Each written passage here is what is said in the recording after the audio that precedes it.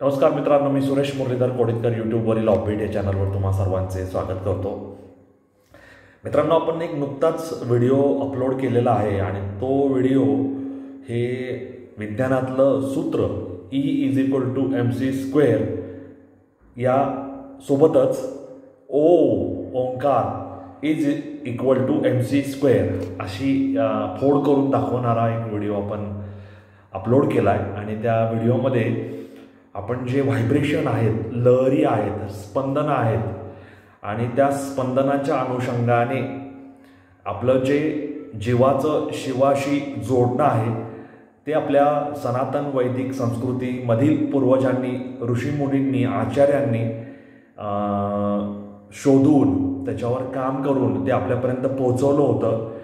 आणि त्याच्यामधलं मर्म, सत्व आणि तत्व जाणून घेऊन जर आपण काम केलं तर आपणही E=mc² च्या आधीचं किंवा सनातन असणारं, निरंतर असणारं Om=mc² हे सूत्र आपल्या जीवनासाठी, आपल्या मानवी देहासाठी कसं उपयोगी ठरेल या दिशेने प्रवास करू शकतो.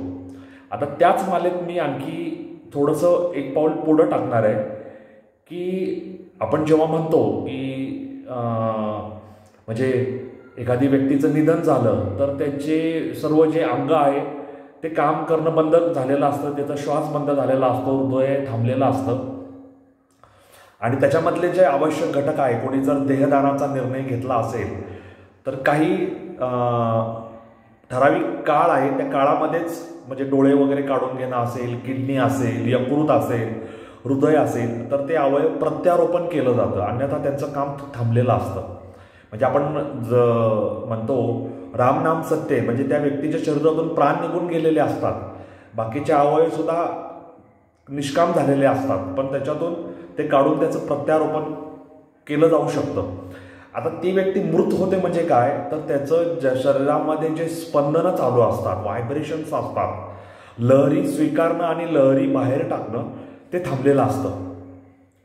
आणि जेव्हा आता आपण ओम म्हणतो, ओंकाराचा जप करतो, तेव्हा ओम असं जेव्हा म्हणतो तेव्हा जिभेचा कुठेही स्पर्श होत नाही, कारण ओंकाराचं स्पंदन आहे ते शुद्ध स्वरूपात आपल्या मुखातून बाहेर पडतं.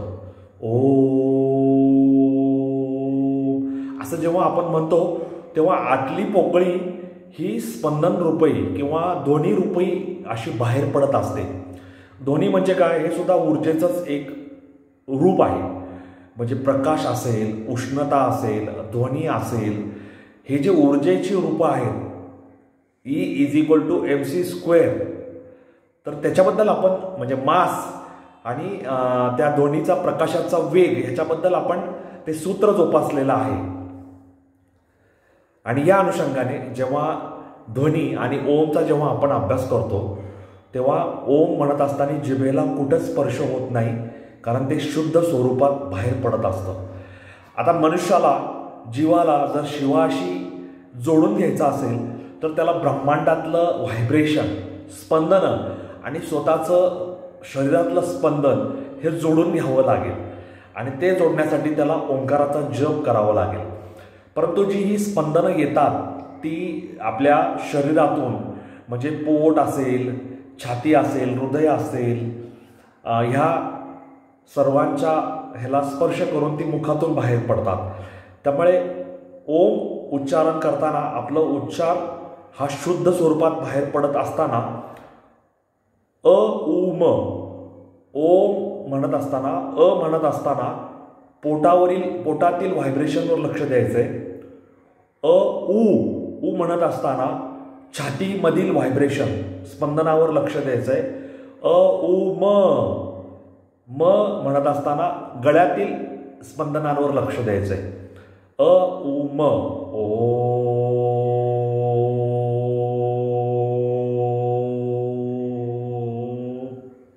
अशा पद्धतीने पोट, छाती आणि गळा अशा या स्पंदनांवर लक्ष देऊन ओमचं जर तंत्र आपण शिकून सवरून घेतलं आणि ते आपल्या दररोजच्या जापमध्ये त्याचा प्रयोग केला, ते अनुसरलं, तर आपल्या जीवनामध्ये आपल्याला दुसरी कुठलीही तंत्रविद्या मंत्रविद्या करावी लागणार नाही आणि आपण शुद्ध स्वरूपात ओंकार साधनेने आपल्या शरीरातून प्युअर स्पंदनं म्हणजे शुद्ध निर्मळ स्वच्छ पवित्र अशी स्पंदनं ब्रह्मांडातील स्पंदनाशी जोडू शकतो असं मी थोडंसं वाचलं, थोडंसं माझ्या पाहण्यात आणि कानावर आलं, ते तुमच्याकडे या माध्यमातून पोहोचवण्याचा प्रयत्न केला आहे. तुमचा ओमवर काय अभ्यास आहे ते मला जाणून घ्यायला आवडेल. ते कॉमेंट बॉक्समध्ये लिहून तुम्ही जरूर कळवा आणि असेच चांगले चांगले व्हिडिओ आपण घेऊन येणार आहोत. या प्रवासात सामील व्हा. मित्रमैत्रिणींना, आपल्या समवयस्क लोकांना, ज्यांना असे विषय आवडतात, अशा सगळ्या स्तरातील, सगळ्या वयोगटातील सगळ्या नागरिकांना ह्याच्याशी जोडत राहा आणि ह्या प्रवासामध्ये वाटसरू होण्याचा प्रयत्न करा असं मला या निमित्ताने तुम्हा सर्वांना सांगायचं. ह्या नोटवर तुमचा व्हिडिओ मित्र सुरेश मुरलीधर कोडितकर तुमची रजा घेतो. धन्यवाद. जय हिंद, जय महाराष्ट्र, वंदे मातरम, जय श्रीराम, जय जगन्नाथ, जय सनातन.